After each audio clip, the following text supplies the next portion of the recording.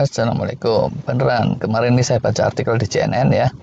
Ada hal kecil, simpel, gampang, tapi menurut pakar itu bisa bikin kita lebih muda bertahun-tahun, yaitu secara penampilan dan secara biologisnya, bukan sekedar secara semangat. Kalau semangat, itu laki-laki 75 tahun bisa ngaku semangat 45 kan ya. Tapi nanti kita akan obrolin. Walau kata CNN, satu hal kecil tidak benar-benar kecil, bisa juga tricky. Apakah itu? Langsung aja kita jawab, kecukupan hidrasi atau kecukupan asupan cairan. Dah bisa selesai nih buat penonton yang menganggap ini tadi sekedar teka-teki kecil. Tapi beneran, untuk bisa kecukupan cairan itu kita nggak bisa sekedar banyak minum terus selesai. Nggak sesimpel itu. Ibarat drop-dropan makanan untuk korban banjir. Kalau sekedar di drop numpuk di posko-posko ini masih PR kan ya. Terus kalau bahan makanannya mentahan, udah disebar pun ke tenda-tenda. Kalau mereka nggak punya alat masak, kurang air bersih, nggak ada waktu, bisa tetap kredit. Nah, soal pentingnya hidrasi kayak gitu juga. Ini disarikan izin dari CNN tadi dan berbagai sumber. Pertamanya, air itu unsur dominan di tubuh kita. Itu udah fakta ilmiah pengetahuan umum. Dia esensial untuk proses-proses di dalam dan di luar sel, juga esensial untuk transport, pendistribusian segenap nutrisi, vitamin, mineral, bahkan dia sendiri itu juga mineral. Terus, dalam kaitannya dengan keawet mudaan, di luar sana yang sering disebut salah satunya kolagen. Lah, kolagen ini sama sekali nggak bisa optimal kalau hidrasi di tubuh kita kredit. Tapi selain faktor air, sintesis kolagen ini terkait dengan sintesis protein secara umum. Kalau itu terkendala, ya air tetap kurang. Terkait keawet mudaan lagi, itu cleansing dan pengelontoran limbah-limbah supaya bisa didaur ulang, bisa dibuang keluar, juga tidak akan lancar kalau hidrasi kurang oke. Akan tetapi, lagi-lagi, selain perlu kecukupan cairannya, saluran-saluran juga mesti lancar. Saluran limfatik, sistem healing kita, kayak gitu. Kelenturan dan pelumasan bagian-bagian yang mestinya lentur dan bergerak, itu juga amat membutuhkan kolagen dan hidrasi yang cukup. Dan sintesis protein, dan kesetimbangan mineral-mineral, dan berbagai elektrolit, itu juga idem. Airnya itu esensial, penting banget, tapi bukan satu-satunya yang esensial.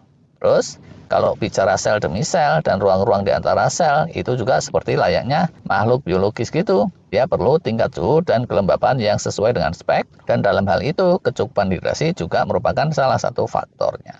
Tambahan lagi, dari waktu ke waktu, ada hal-hal di tubuh kita itu overshoot, terus jadi tidak balance. Entah itu gula darah, tensi, atau bisa juga bukan ketinggian tapi ngedrop. Nah, untuk menormalisirnya, itu diperlukan hidrasi memadai, dan selain hidrasi, perlu normalisasi sistem metabolisme. Di ginjal, liver, dan lain-lain itu nggak boleh kepelintir juga. Nah, sedikit isu nih. Kalau gula tinggi, asupan air yang banyak-banyak, itu ujungnya malah kepake buat flushing atau menggelontor si glukosa darah. Dan jadinya nggak terlalu kepake buat sumbernya awet muda tadi. Jadi, kalau yang ada gangguan gula darah, banyak pun asupan cairan, itu bisa nggak terlalu ngencengin sintesis kolagen, dan jadinya buat yang ada gangguan gula darah itu mesti diatasi sedini mungkin. Hal lain lagi nih, kalau hidrasi kredit itu metabolisme juga akan slow. Nyambung dari situ, healing rejuvenation akan lambat juga, autofagi melambat, di keteteran, nggak bisa ngejar sama laju kerontokan keusuran. Ujungnya percepatan penuaan. Make sense kan ya? Cuma, kalau metabolisme kecepatan, sel-sel tertentu itu bisa offset jadi kanker atau kelainan apa gitu. Ini pun bisa terjadi kalau hidrasi kita tidak pas. Ideal, metabolisme itu fleksibel. Kalau pas butuh cepat, dia cepat, buat healing, apa segala macam. Tapi kalau yang butuh lambat, ya dia lambat aja. Supaya nggak munculin kanker, supaya nggak munculin percepatan penuaan, kayak gitu. Yang terbaik, itu pas sesuai kebutuhan. Pas butuh nafas lebih, sistem kita bisa buang-buang CO2 lebih kenceng. Dan aliran darah juga dikencengin. Tapi begitu sudah waktunya rileks, semua bisa dikendorin, kayak gitu kira-kiranya. Dan yang fleksibel seperti itu, kata para ahli, ujungnya nanti bikin kita punya ketahanan metabolisme atau metabolic resilience. Itu nggak bisa nggak, kecukupan hidrasi itu esensial, tapi nggak bisa juga sekedar ngandelin hidrasi tok. Perlu lagi kesetimbangan instruksi-instruksi gas rem, simpatik, parasimpatik, yang itu panjang lagi ceritanya. Tambahan lagi, terkait permajaan dan pemudaan kembali yang sering disebut oleh para pakar kekinian itu efisiensi sintesis protein tadi, dan perontokannya melalui mekanisme autofagi dan lain-lain. Habis itu mesti bisa cepat disintesis hormon pertumbuhan dan stem cell baru untuk rebuilding dan seterusnya. Dan bahkan kolagen tadi itu juga protein yang perlu disintesis kan ya. Jadi kalau sintesis protein ini slow atau crowded, ya ujungnya kita memang cepat tua, cepat usur. Sebaliknya, kalau dia efisien, lajunya bisa lebih kencang dari laju peluruhan sel-sel kadaluarsa, dia bisa bikin pemudaan kembali, yang tentunya sampai batas tertentu saja, nggak bisa sampai balik bayi lagi. Rata-rata orang nggak kepikir jauh itu juga kan ya. Pengen tuh ya biasanya umur 35 pengen kelihatan kinyis-kinyis seperti 25. Keren dong kalau bisa kayak gitu. Atau 45 kelihatan kayak 35 aja itu udah sesuatu.